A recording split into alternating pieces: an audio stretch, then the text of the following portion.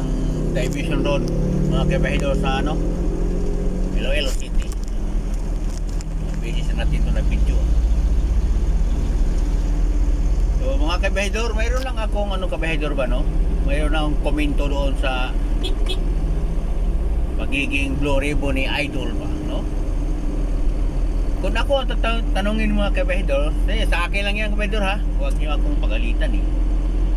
Kung para sa akin lang, no? Para sa akin, hindi karapat-dapat talaga si Idol na maging chairman ng Blue Ribbon. Dapat ang nakalagay doon, abogado. Kasi matindi yung mga kabahidor eh, yung Blue Ribbon eh. Di ba? Mayroon tinatawag diyan nga mga cross examination, no? Sa mga taong inimbestigahan nila. So na yan lang ang magagawa ng mga abogado talaga, no?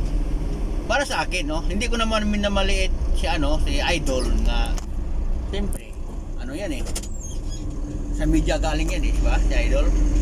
So hindi naman natin narinig na nag-aral yan ng law. Diba? Pero para sa akin lang kasi, ang dapat sana napunta doon sa Blue Ribbon, yung mga abogado. Hindi ko rin maintindihan yung mga kasamahan ni Idol. Bakit si Idol ang linagay doon sa Blue Ribbon? Sa grupo nila, mayroon naman mga abogado, no? Na yan, karapat-dapat talaga mapunta doon sa Blue Ribbon kasi alam naman natin ang Blue Ribbon Committee mga kabahidor, no? Nga talaga ang matinding bakbakan dyan, no?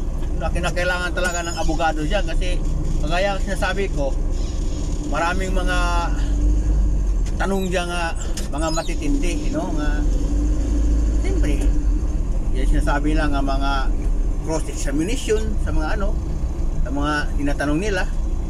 So yan lang hindi ko maintindihan kabahidor, no? Sa mga kasamahan ni Idol, bakit siya ang nilagay doon, hindi yung iba, no?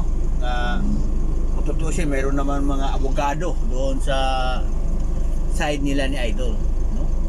Kasi para sa akin, bukod sa si Idol hindi abogado, pangalawa, baguhang politiko pa lang siya, di ba? Hindi siya hindi siya masyado kabisado pa sa diyan sa Senado, no? Although kahit mayroon silang mga advisor ng mga abogado, pero mas iba talaga yung abogado talaga, no? At saka iba rin yung medyo may katagalan na sa pagka-senador.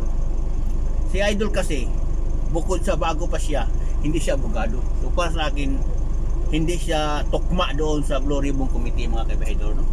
So yan ang komento ko lang kabahidor. So, iwan ko kung kayo din, pananaw nyo, bagay ba sa kay Idol nga maging isang Blue Ribbon chairman dyan? Kasi para sa akin hindi talaga kabahidor, no? Hindi dapat abogado, batikan abogado dapat yan. At lalong ngayon mayroon siyang issue doon, dapat hindi siya gumawak doon kasi isa siya sa tinuturo ng mga witness din. So hindi dapat talaga. Yan lang kabahidor.